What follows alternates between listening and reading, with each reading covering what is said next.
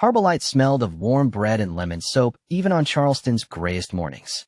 The house was a steady hum of scraped chairs, the tinny Motown radio in the laundry room, and the high, contagious laughter of 5 small people who treated cardboard boxes as kingdoms. Malik Thompson ran that hum. He was Harbolite's lead social worker, and he moved through chaos the way a lighthouse keeps its beam steady, calm, practical, necessary. The Quintuplets, Isaiah, Lily, Jordan, Maya, and Noah, loved experiments. One rainy Tuesday, an ambitious mix of shampoo, baking soda, and glitter produced a geyser of green slime in the playroom. Isaiah shrieked in triumph. Lily smeared a trail of glitter across her cheek like war paint. Jordan declared it a scientific discovery. Malik arrived with a measuring cup of milk and found sticky fingers and a comet tail of slime across the carpet. He laughed, set the milk down, and started the familiar ritual of damage control. A knock at the front door brought a different kind of hush. Mila Harrington stepped into Harbolite like someone who had always been allowed to choose the room she entered. Tailored coat, leather briefcase, sunglasses despite the shaded hallway. She introduced herself simply and placed a sealed envelope on Malik's desk. The number inside made his knees go soft. Funding that could fix the roof, expand scholarships, and turn recurring crisis into breathing space. Mila accepted the children's chaotic tour with a patience that pretended at casualness but felt closer to studied curiosity.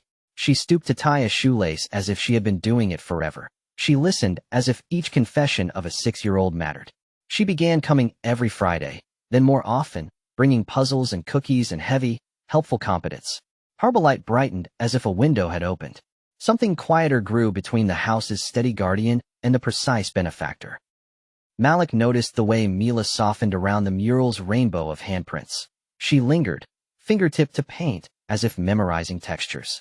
She had no entourage, no performative distance, only a consistent willingness to show up. The children noticed, too.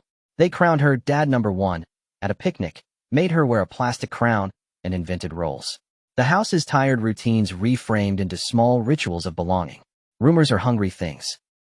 The combination of a wealthy donor's attention and a staff member's closeness to the children drew whispers among partner organizations and old money neighbors. An anonymous complaint landed on the board's desk: improper relations between donor and employee. The board, nervous about grants and optics, advised caution. Malik was asked, quietly, officially, to step back from direct care while the investigation ran its course. Harbolite's air shifted, distance felt like loss. Mila did not vanish. If anything, she tightened her presence into official channels, pressing for transparent oversight, insisting on proper procedures, helping fund interim repairs. But private suspicion bred private sabotage. Anonymous calls arrived with hints of scandal. Someone tried to send falsified documents to child services. Threats coalesced into a pattern when Rena Lancaster, a woman with cold, silver hair and a taste for leverage, appeared with sharp questions about process and legacy. Rena's pressure was the sort that shows teeth in boardrooms and slips poison into conversations. Then, when the house already felt fragile, the pipes burst. Water ran like a traitor through the storage room and soaked boxes of donation records. Electrical shorts threatened both files and safety. Malik called everyone he could, and, reflexively, he called Mila. She arrived without announcement 15 minutes later, rubber gloves and a determined jaw, her assistant trailing with wet boots and apologies.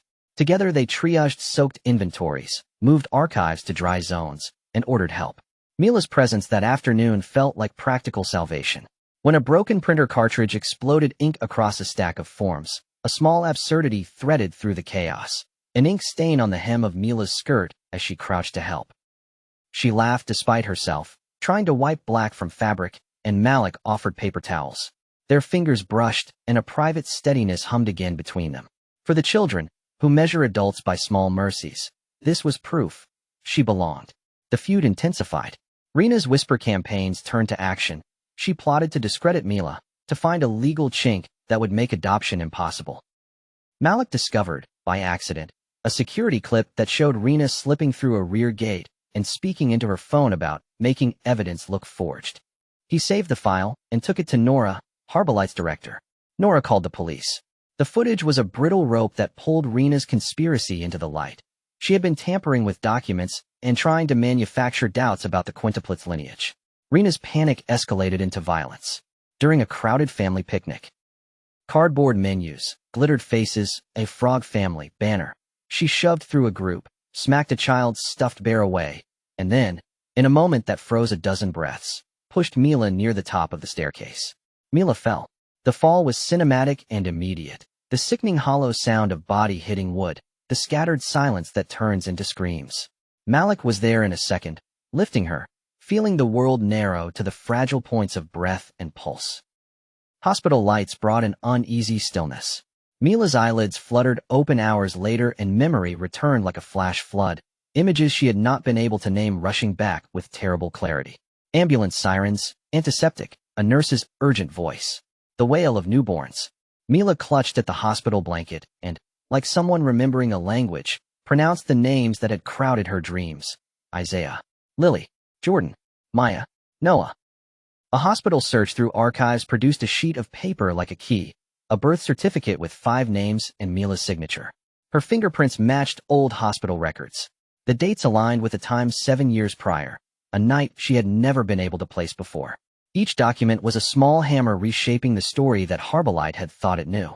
She was, incontrovertibly, the children's biological mother. The revelation rewired everything. For the quintuplets, the confirmation was pure, immediate joy.